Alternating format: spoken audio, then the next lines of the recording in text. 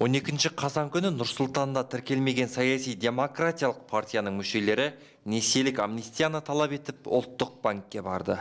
Олар екінші деңгейлі банктерді жоғары пайыздық мөлшерлемемен несие беріп, халықты қарызға батырды деп айыптап отыр. Біз қарыз емеспіз, халық қарыз емес. Халық деген заңға қарсы шығып жатқан жоқ. Олар қарыз бізге. Сонда біздің қарызымызды талап етуге келдік. Жиналғандар халықтың жағдайының нашарлығы соншалық, тіпті ішер асында несиеге алады дейді. Олар ұлттық банк төрағасы Ерболат Досаев пен қаржы нарығын реттеу және дамыту агенттігінің жетекшісі Мәдина Әбілқасымова шығып жауап берсін деп талап қойды. Егер кешкі 6-ға дейін шықпаса, аштық жариялап, ұлттық банкте түнейтіндіктер мәлімдеді. Басшысы Мәдина Әбілқасымова олармен кездесуді күтеміз.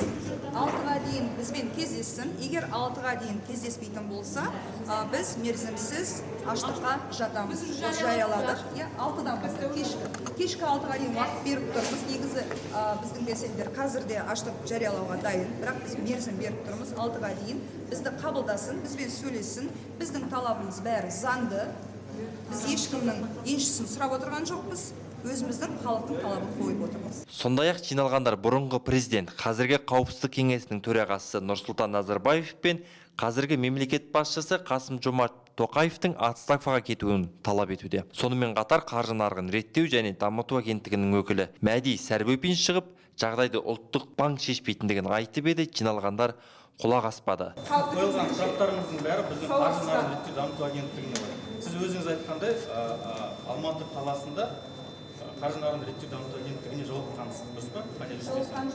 Осыған дейін демократиялық партия өкілдері бірнеше рет несиелік амнистия мәселесін көтерген еді. 2019 жылы президент жарлығымен 500 мыңнан астам адамның 300 мың теңгеге дейінгі несиесі кешірілген болатын.